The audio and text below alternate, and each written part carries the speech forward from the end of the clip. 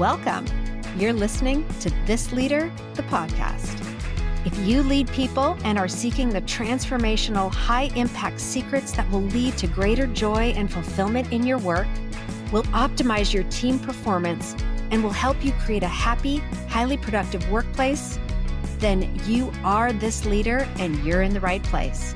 I'm your host, Claire Laughlin, and each week my guests and I will explore the mindsets, techniques, and actionable strategies that will help you build the career, team, and organization of your dreams.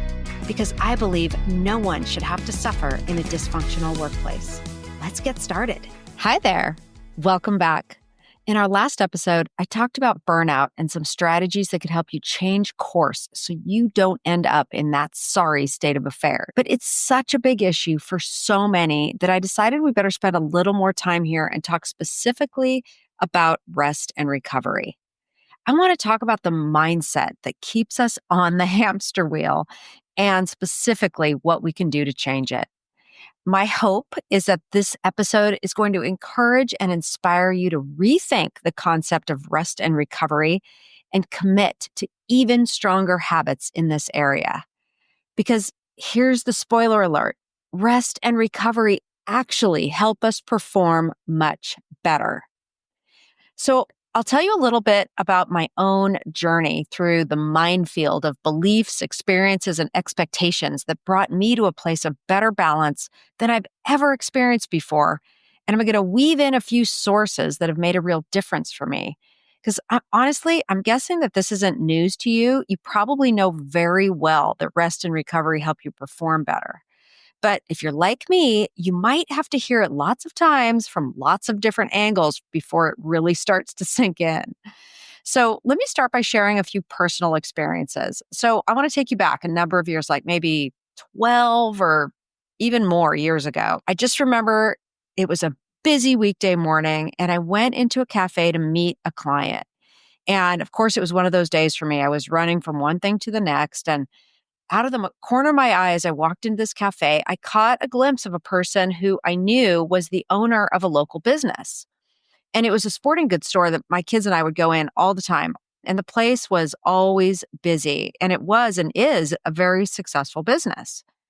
Anyway, so I get a glimpse of the owner, and he's sitting there in the cafe sipping coffee and reading a novel. Okay, reading a novel. He's not on a laptop. He's not checking his phone. He's not reading a business book. He's just reading a novel. And I just remember that moment because I was struck by the sort of mix of confusion, like, what? And admiration and like, wow. And then envy, how could I have that? And I probably said something to myself like, well, must be nice, or, how is that possible? Or something like that. So now I want you to fast forward just to this very last weekend. And I'm sitting around the campfire with some friends. And the topic of a vacation that my husband and I are planning comes up. And one of my friends says, how long will you be there? And I tell her 3 weeks. And suddenly, several people from around the fire start chiming in like, 3 weeks? Are you kidding? And then I've never been on a 3-week vacation. And gosh, I could never leave work for so long. And how is that possible? And then same weekend, another friend says to me, so I hear you've been going to the gym a lot. And I say, I've been trying to go every day. And I ask her, so what are you doing? Have you been able to get out to the gym? And she replies, oh, no, I couldn't possibly. I just work, Claire, all the time. I work. I'm just so busy. And what really struck me about both of these interactions is that I used to react the same way. I used to think, oh, no, I could never do that. Or I would ask, how is that possible? Or I would think that there was some magic or secret that some people had figured out and it just wasn't available to me. But here's the thing. I wasn't really seeking answers. I wasn't really wondering how. I was just letting my busyness run the show, and I was making excuses. But one day, for whatever reason, I actually started wondering, wait, how do people do that? How do people have what seems like more freedom, more emotional and mental freedom, more flexibility than I do? How is it that someone can sit in a cafe and read a novel in the middle of a workday? Or, I live in a surfing mecca of the world. How can people just go surf in the middle of the day? Don't they have jobs? That kind of thing. But really, I started asking for real, what am I missing? How does this work? I mean, if other people with successful businesses and busy families somehow figure out how to read a novel in the middle of the workday, well, maybe I can too. So, before we go any deeper into this topic of rest and recovery, I'm going to come clean with you here. I am a work in progress when it comes to this. I come from a family of small business owners who, frankly, have never been very good at rest or play. So it's always been a struggle for me to not feel a little guilty when I dash out for a midday run, or when I take an hour to go to the supermarket between meetings, or when I simply pause to have a cup of tea. Like, I've always got this busy mind thinking, what could I be doing? But I am getting so much better at it. And I've been practicing for a long, long time. So just last week, in fact, I was at an exercise class, middle of the day. I'd had a great morning. And then I dashed off and I went to this workout. We had this great workout and we're stretching at the end. And in the past, honestly, I would have skipped the stretch so I could run off to the next appointment. But I'm not doing that anymore. So as I laid on the mat and I was stretching, I thought, gosh, Claire, you are getting so much better at this. Yay for you. You finally figured out how to prioritize the things that make you more productive. And I will say that was a proud moment. I let that sink in a little bit for sure. And this topic of rest and recovery, it's complicated because we're all in different seasons of our careers and we all have different demands. And there's a reason we find it hard to slow down and take breaks, because the feelings that come with helping others and with being responsive and responsible and getting things done and handling urgent matters, all these are deeply satisfying. They make us feel needed and important. And there's a real sort of neurochemical reward when we check something off our list or when someone thanks us for being there for them in a pinch. These positive feelings we get reinforce our tendency to keep pushing and to keep saying yes and to keep our phones close and our notifications on. And if you're like many of my clients, you might have kids or other family members at home and or aging parents and a team that depends on you. And you might feel like there's just never a moment to catch your breath. You're rushing, right? From morning meetings to afternoon crises, and you're wolfing down lunch at your desk, and you're answering emails, and you're bringing work home because that's the only way to stay on top of it all, right? Does that sound familiar? Honestly, in hindsight, I think we just get into really bad habits and we tell ourselves that we just don't have time. We can't rest. We can't even pause. I talk to leaders day in and day out who freely admit that they rarely leave their desks at lunch, and instead they use that time to catch up between meetings. And when I ask a room full of leaders how many of them work more than 40 hours a week, almost 100% of the hands go up. And when I ask how many feel tired or feel like there's always more to do than hours in the day, again, it's unanimous. So somehow, again, I think we have a hard time accepting that we need some time for rest and just unplugging. But the research is very clear on this topic. The world's highest performers have habits around rest, recovery, and rejuvenation that the rest of us could certainly learn from. But here's the tricky part. Those very qualities that make you a good leader, right? Your responsiveness, your drive to serve others, your capabilities can also lead you to overwork and can be the very things that undermine your success. But again, those high performers, and what we're talking about is people that are making the most impact in their organizations and those with the best health, the happiest home lives, and the greatest financial success. Okay.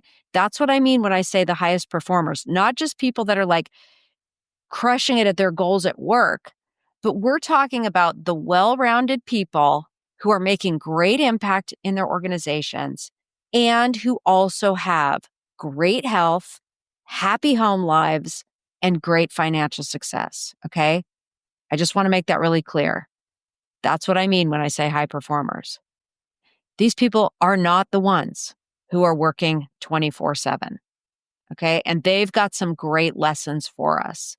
But let me ask you, like, what if the path to much greater effectiveness isn't, in fact, doing more or keep going, right? Or never take a long vacation or don't get out to the gym, but it's actually more about doing less, but with greater intention, focus, and energy.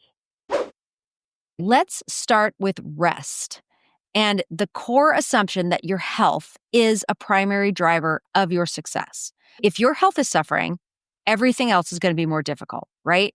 When you're not physically well, it's much harder to think and perform at your best. So you probably don't need me to tell you that sleep is the keystone to good health. I remember a friend of mine saying one time, and I'll quote, "I'll sleep when I'm dead." I remember she said that, and I found it so funny. She was a mover, and I was always in awe of her level of energy. But she would be the first to tell you that it was that level of energy that almost drove her into the ground, right? In hindsight, I have learned a lot about the importance of sleep, and now I'm ultra focused on giving my body the rest it needs and trying to get good, deep, restful sleep each night. Honestly, a good night's sleep cleanses your brain, it helps you learn more rapidly, and it supports creativity. And these are all things that we need more of during our workday. I listen to lots of podcasts on this topic. And of course, I'm no neuroscientist, but the science on what happens during sleep is really remarkable. Like, simply speaking, during sleep, your brain actually flushes out toxins. There's something called the glymphatic system, and it's like a power wash for your brain. And during REM sleep, your brain processes and consolidates your memories, making connections between new information and what you already know. And this is where so much of our creativity and problem solving happens. So, sleep is not a luxury, it's a necessity, and most of us aren't getting enough. So, if you're not prioritizing sleep because you simply feel that you don't have time, I urge you to join me in rethinking that and putting some habits in place to help you rest more deeply. So, beyond a good night's sleep, we also need diversions and time away so we can work at our best. So there's this great book called Deep Work by Cal Newport. And this book makes a real compelling case that the ability to focus without distraction on cognitively demanding tasks is becoming increasingly rare and increasingly valuable. I mean, that just makes sense, right?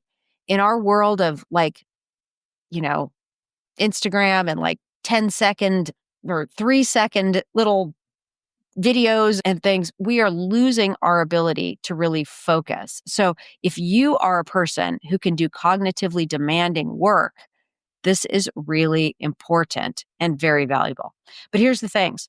Our brains just simply can't sustain that kind of focus indefinitely. We need breaks and we need recovery. So in this book, the author tells an interesting story about the physicist Richard Feynman. When Feynman was working on his Nobel Prize winning theories, he decided to play a little game with himself. He would work really intensely for a period of time and then deliberately take a break and do something completely different, like playing drums, or he talked about visiting a nude art club. But these diversions weren't just fun, they were strategic.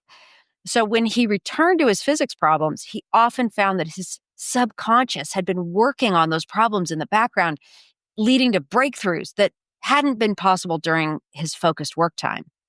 And the lesson, my friends, is right there for us. Our brains need periods of unfocus to do their best work. I know I've experienced this. A while back, I remember I was stuck working on this particular leadership program. I was creating content and developing exercises and fine-tuning the flow, but I'll tell you, something was not clicking. It just felt forced. It wasn't coming together. And I'm always looking for that breakthrough moment. I know when it's going to work, and this was not working. So after being stuck for a while and trying just to grind through it, I gave up and I went for a long hike with some friends. And I took no phone with me. I wasn't thinking about work. I was just moving my body and being present in nature with my friends, conversation. About halfway through our hike, completely out of nowhere, the perfect framework for my program just like popped into my head. It was like elegant, simple. It addressed exactly what the program was missing. And I hadn't been consciously thinking about it at all, but my brain was just processing it in the background. And that experience really changed how I view periods of rest and recovery. It's not just something I need to do, like to avoid burnout. It's actually essential for me to do my best work. And this lesson extends to taking real vacations and time away as well, completely unplugged. Like, so the first thing I do every year when I get my new wall-size calendar is I block out my vacation days. I've learned the hard way that if I don't do that first, work is going to fill every little nook and cranny, and the years can easily tick by. I've done that in the past, but no more. I figure life is happening now. This is not a dress rehearsal. My kids are growing up. Things are constantly changing. I need to take time for the most important things.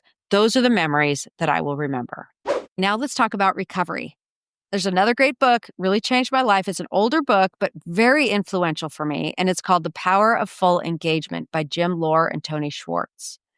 So the authors found something fascinating in their work with elite athletes and business executives. They discovered that the key to high performance isn't continuous work. It's actually like the rhythm between energy expenditure and energy renewal. So I hope you're picking up the theme here. And in their research, they followed world-class tennis players, and they found something really surprising. It wasn't just that the best players were more skilled. It was how they used the 20 seconds between points that made all the difference. So the top performers had very specific recovery rituals, like ways of moving and breathing and focusing that helped them reset between points. And these brief recovery periods allowed them to perform at their peak for the entire match.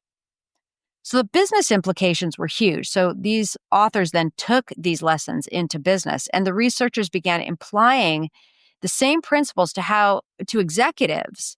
And they found that intentional recovery, like between meetings and at designated points throughout the day, was critical for sustained high performance.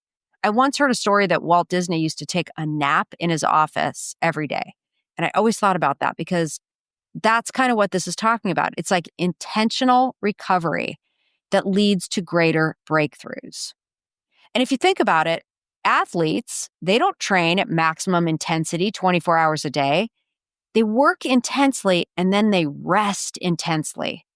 They understand that recovery isn't a sign of weakness. It's like an essential part of getting stronger. So why don't we do the same thing? What would it be like to take intentional recovery breaks between meetings or at the end of a work sprint, One of my clients was a technology startup, and they did a remarkable job of working in these 10-week sprints, followed by a 1 week that they would call a recharge, and then 1 week of planning for the next sprint. It was so cool to see them accomplish so much in 10 weeks and then unplug, disappear for a week. We didn't have any trainings those weeks. That was like meetings free for that week to relax and then to have this rhythm to their work that yielded great results. So let me ask you, could you implement something similar? Could you break your work into a different kind of a flow with clear sprints focused on specific work followed by recovery? Like, I'm just asking, think about it. That doesn't have to be 10 weeks of sprint. It could be sprints throughout a single day, or it could be quarterly sprints or whatever, a month-long sprint. So when I say sprint in that regard, I don't mean working 24/7. That's not what I mean. I mean focusing with intention on a single task followed by recovery. Okay. So if that sounds really out of the norm for you, I just want you to think sometimes to make real change, we have to think completely out of the box. Because, my friends, it's not magic like I used to think. It's not something special that only a few people have figured out.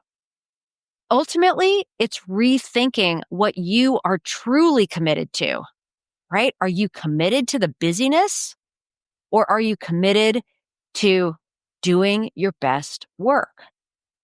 And then it's setting boundaries around work and forming new habits.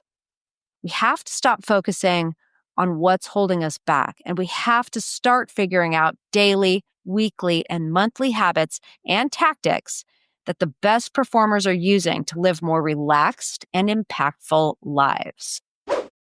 Let's talk about some practical strategies. How do we actually create more recovery in our work lives without dropping the ball on our responsibilities? First, we need that mindset shift. We need to really internalize that recovery actually helps us do better work. It doesn't reduce our impact. It enhances it. So I want you to try something. Next time you feel guilty about taking a break, ask yourself, what if this break actually makes me more effective when I sit back down to work? what if it improves my focus, my creativity, my decision-making? Because, by the way, the research strongly suggests that it will, if it's intentional. So just to recap, like in addition to a good night's sleep, periodic pauses during the day just to clear the mind and rest can improve performance dramatically. I thought that was worth saying one more time. But I also find that short rests throughout the day help break up my work sprints so I get more of the right stuff done. So I can focus on a few important tasks per day, and then I can sort of chunk those out. So let me identify some small adjustments. Let's do that one first. So first, I want you to try working in sprints, followed by recovery. So block your calendar for 1 hour for one task, for example, and set your timer for like 50 minutes. And then train yourself to focus 100% during that time. Close all those extra browser tabs, turn off your email and your email alerts, and maybe even put your phone in another room. That's supposed to help a lot. And then when the timer goes off, get up from your desk, go outside, do a bunch of jumping jacks or, move your body, drink some water, or simply change your environment for those remaining 10 minutes. Really, really important. Give that a try. Okay. Work in sprints. Next, if you're not already doing this, start making your meetings 30 or 45 minutes instead of a full hour. Protect that extra 15 to 30 minutes as transition time. This builds a little margin into your day, allowing you to gather your thoughts or simply take a few deep breaths before diving into the next thing. And use this time intentionally. Don't just sit there and flip through social media or scroll through your email. Like, be intentional about recovery. Third, bookend your day with intentional practices. Start your morning right. Connect with yourself, your body, your mind. Connect with your people, like your family and your friends, and connect with your intention for the day. How do you want to show up for yourself and others today? What is most important for you to accomplish? And then end your day at a specific time. One trick I use is signing up for that exercise class or a walk with friends at a specific time, because that serves as a hard stop to my workday. And I know I'll keep those obligations to others. So I make appointments that are good for my body and my spirit, and I keep them. Finally, I want you to take those vacations. I know sometimes people say, like, I don't have that much vacation time, or I don't have whatever. I don't have the money to go on a vacation or something like that. And I understand there are a lot of different sort of constraints that we may need to work with. But even a staycation can be really valuable just to truly unplug and not have to feel like you've got to check email or do anything. Plus, a vacation often serves as kind of a marker time that helps you finish a bunch of things and then really wrap it up and take a real break. Okay. Also, listen, my brother-in-law worked for the same corporation for decades, and he was granted that lovely 2 weeks vacation every year.